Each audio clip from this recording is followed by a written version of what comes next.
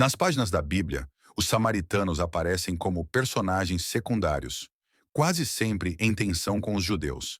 Mas por trás desse aparente coadjuvantismo, esconde-se uma história profunda, marcada por separações, feridas antigas e recomeços. Quem eram eles de fato? Por que foram tão odiados pelos judeus? E o que essa rejeição revela sobre o coração humano e sobre o plano divino?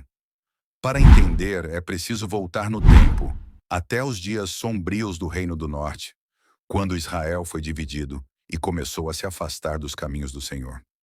Uma divisão que não foi apenas política, mas também espiritual. O que aconteceu ali ecoaria por séculos. E o mais chocante, muitos ainda hoje não sabem o verdadeiro motivo da rejeição dos samaritanos.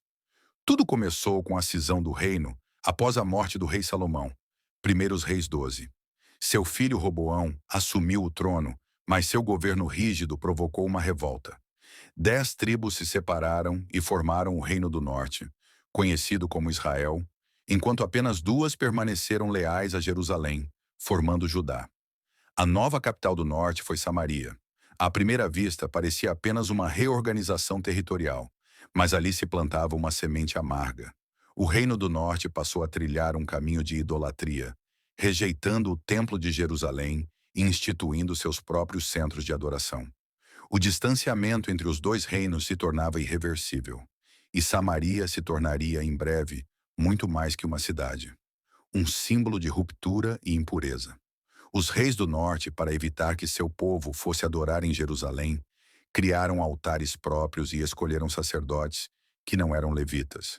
Primeiros Reis 12 e 31. Isso provocou uma corrupção espiritual sem precedentes.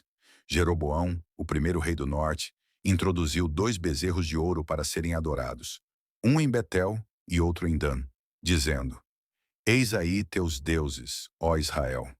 Primeiros Reis 12 e 28. A idolatria se espalhou como praga. Profetas foram enviados por Deus para adverti-los, mas foram rejeitados, perseguidos e, em muitos casos, mortos. A partir daquele momento, os laços espirituais com Jerusalém foram cortados. O povo de Samaria, ainda que descendente dos mesmos patriarcas, começou a ser visto como corrompido.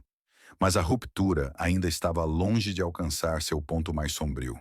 Com a contínua infidelidade do Reino do Norte, veio o juízo. Em 722 a.C., o Império Assírio invadiu Israel, destruiu Samaria e deportou boa parte do povo, segundo Reis 17:6. No lugar deles, os assírios enviaram outros povos estrangeiros para habitar a região. Esses estrangeiros trouxeram suas religiões, seus ídolos e suas práticas pagãs. O resultado? Um povo mestiço, misturado cultural e espiritualmente.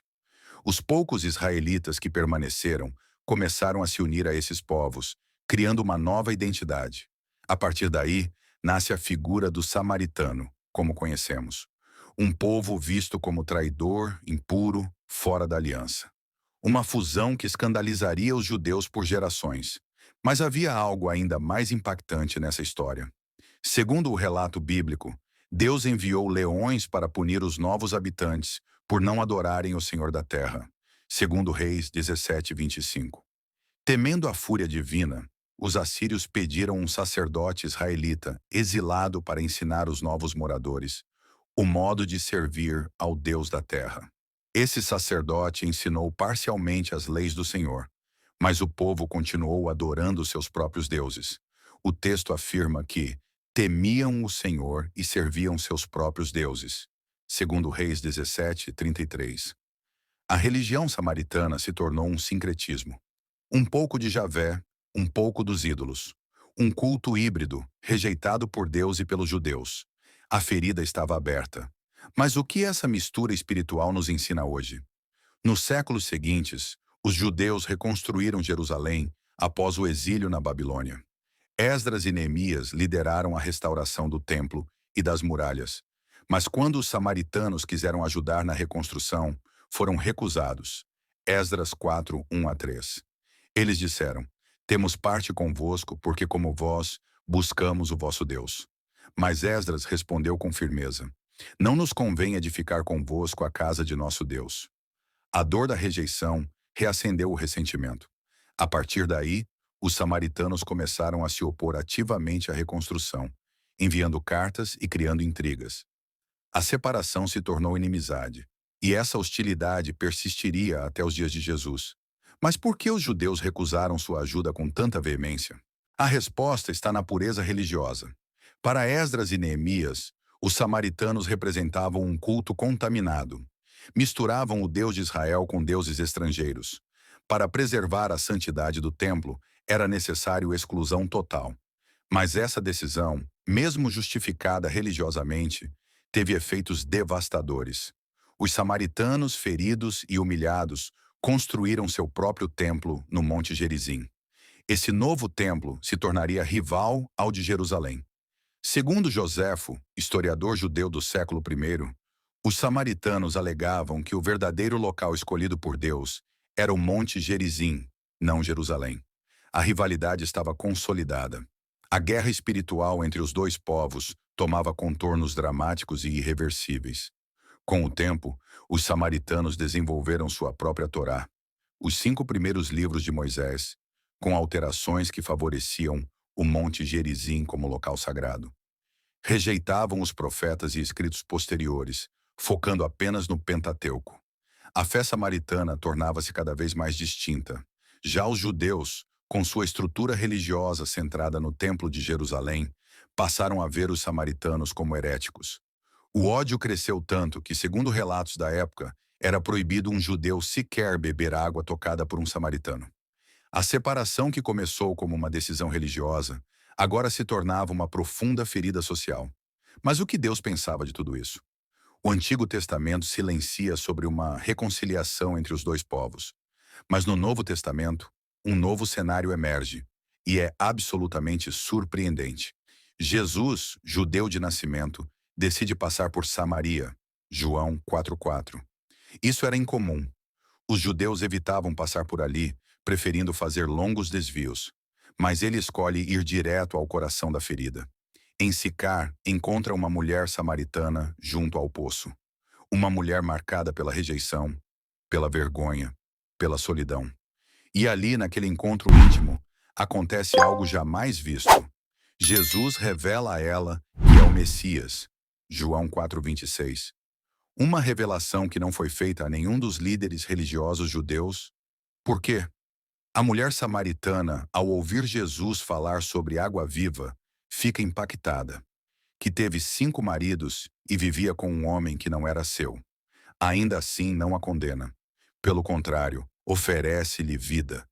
Ela corre à cidade e diz: Vinde, vede um homem que me disse tudo quanto tenho feito. Porventura, não é este o Cristo? João 4:20-9.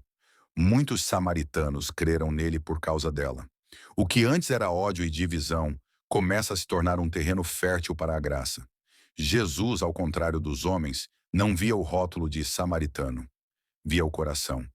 Mas essa não foi a única vez que ele os surpreendeu. Jesus não apenas passou por Samaria, ele a exaltou.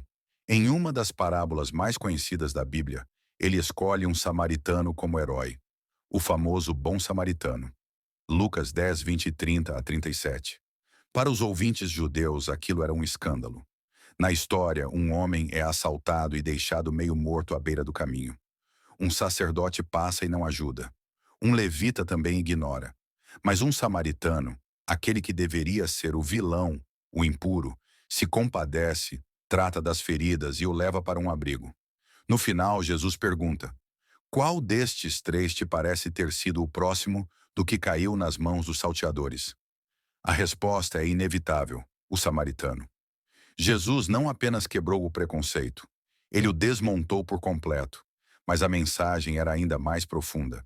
O samaritano não representa apenas um homem bondoso, representa a rejeição redimida, o excluído que ama melhor do que os puros. Jesus estava dizendo: o amor verdadeiro não conhece fronteiras religiosas. O cuidado, a compaixão, a empatia são maiores que os rótulos.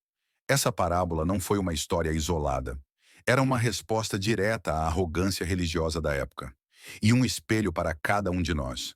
Quantas vezes rejeitamos pessoas por sua origem, cultura ou aparência, esquecendo que Deus olha o coração? A história dos samaritanos nos obriga a confrontar nossos próprios preconceitos, porque o maior escândalo é que Deus usa quem o mundo rejeita.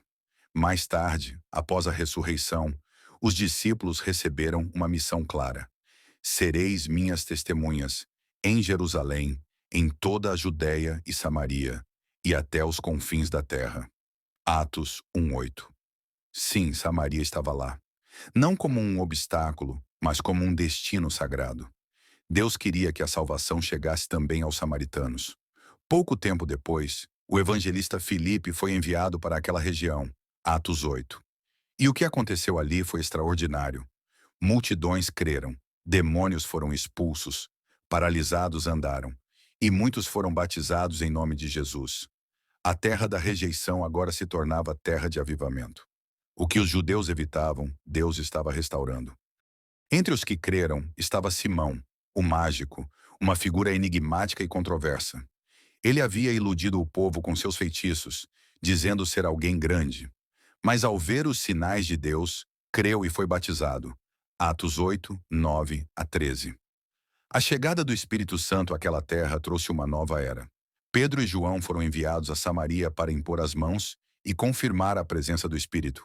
E ali, os apóstolos viram com os próprios olhos. Os rejeitados agora eram cheios da glória de Deus. Samaria já não era mais símbolo de impureza, mas de reconciliação. Uma ponte entre o passado quebrado e o futuro redentor. Mas por que Deus fez questão de começar essa expansão por lá? A resposta está no coração do Evangelho. Deus não escolhe os perfeitos. Ele escolhe os dispostos. Ele não espera que você se limpe para depois se aproximar. Ele se aproxima para te limpar. E Samaria era o lugar perfeito para mostrar isso. Era o epicentro da rejeição, o símbolo do que foi corrompido e abandonado. Mas era também o palco ideal para que a graça brilhasse. Deus ama reverter histórias. Ele transforma o vilão em exemplo, o desprezado em herói, o improvável em instrumento. E se ele fez isso com Samaria, pode fazer com qualquer um de nós. Hoje os samaritanos praticamente desapareceram. Há apenas algumas centenas deles vivendo em Israel e na Cisjordânia. Ainda seguem sua tradição no Monte Gerizim, celebrando a Páscoa com cordeiros reais e mantendo sua versão da Torá. São poucos, mas carregam uma história milenar. Uma história de rupturas e retornos, de rejeição e revelação. O mundo esqueceu deles, mas a Bíblia não. O coração de Deus não. Porque a história dos samaritanos não é apenas sobre um povo. É sobre como lidamos com o diferente, o excluído, o que rompe com nossos padrões religiosos. E como Deus se recusa a abandonar aqueles que o mundo rejeita. Talvez, no fundo, todos nós tenhamos um pouco de samaritano dentro de nós. Já erramos, já nos afastamos, já fomos julgados, incompreendidos, deixados de lado. Ou talvez, sem perceber, tenhamos sido os judeus religiosos, prontos para julgar, rápidos para excluir. Mas Jesus nos convida a olhar além. Ele entra em Samaria porque quer entrar nas partes feridas da nossa alma. Ele fala com a mulher junto ao poço porque quer restaurar nossa dignidade. Ele envia seus discípulos a essa terra porque quer curar divisões que achamos incuráveis. O Evangelho não evita feridas. Ele as toca com amor. Quantas vezes passamos por pessoas samaritanas em nosso caminho? Gente com um passado quebrado, uma fé confusa, uma história de rejeição. E nos perguntamos, será que Deus pode alcançá-las? A resposta está na Bíblia. Sim, Ele pode. E mais, Ele quer. A história dos samaritanos é uma denúncia contra o preconceito religioso. Mas é também uma carta de amor para os marginalizados. Não há povo, lugar ou pessoa tão quebrada que Deus não possa restaurar. E talvez, justamente na ferida mais antiga, nasça o milagre mais profundo. A tensão entre judeus e samaritanos perdurou por séculos, mas Jesus rompeu esse ciclo. Ele ensinou que o verdadeiro templo não está em Jerusalém, nem no Monte Gerizim, mas no coração daquele que o adora em espírito e em verdade. João 4, 21 a 24. Essa foi uma das maiores revoluções espirituais de todos os tempos. A religião deixa de ser geográfica e se torna espiritual. A adoração deixa de ser um rito e se torna relacionamento. O templo agora é interior. E com isso, Jesus encerra séculos de brigas territoriais com uma única sentença. Vem a hora, e já chegou, em que os verdadeiros adoradores adorarão o Pai em espírito e em verdade. Essa declaração não apenas libertou a mulher samaritana, libertou a todos nós, porque no fundo, estamos sempre tentando encontrar lugares sagrados. Mas Jesus aponta para um novo caminho.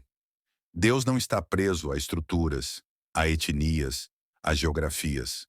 Ele está próximo de todo aquele que o invoca com sinceridade.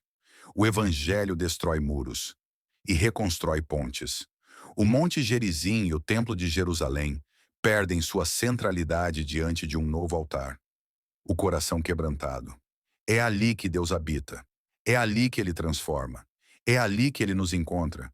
Imagine o impacto disso para aquela mulher. Por toda a sua vida, ela carregou o peso da exclusão, religiosa, moral, social. Mas em poucos minutos com Jesus, tudo muda. E sua voz, antes silenciada, se torna profética. Ela evangeliza sua cidade. Um samaritano se torna mensageiro da salvação. O que isso nos ensina? Que Deus usa justamente aqueles que ninguém espera. Que os excluídos de ontem podem ser os líderes de amanhã. E que a cura começa quando olhamos nos olhos daquele que o mundo despreza. E vemos nele um irmão. O caminho da reconciliação é doloroso. Exige humildade, exige arrependimento. Mas é possível. Os primeiros cristãos entenderam isso. Samaria, a rejeitada, tornou-se parte da igreja. E hoje, 2000 anos depois, o convite continua. Quebrar muros, perdoar feridas, reconstruir pontes. Não importa o que fizeram com você. Não importa quem te excluiu. Deus ainda te vê, ainda te chama, ainda entra na tua Samaria, pessoal para te encontrar. A história dos samaritanos é, no fim, a história da graça. Uma graça que vai além dos limites étnicos, além das tradições, além dos erros do passado. Uma graça que escandaliza os religiosos, mas acolhe os quebrados. Que derruba os altares da vaidade e ergue tronos no coração arrependido. Samaria caiu, sim. Mas do seu pó, Deus levantou testemunhas, milagres, reconciliação. E o mesmo Deus que curou séculos de rejeição, pode curar as dores do seu coração agora.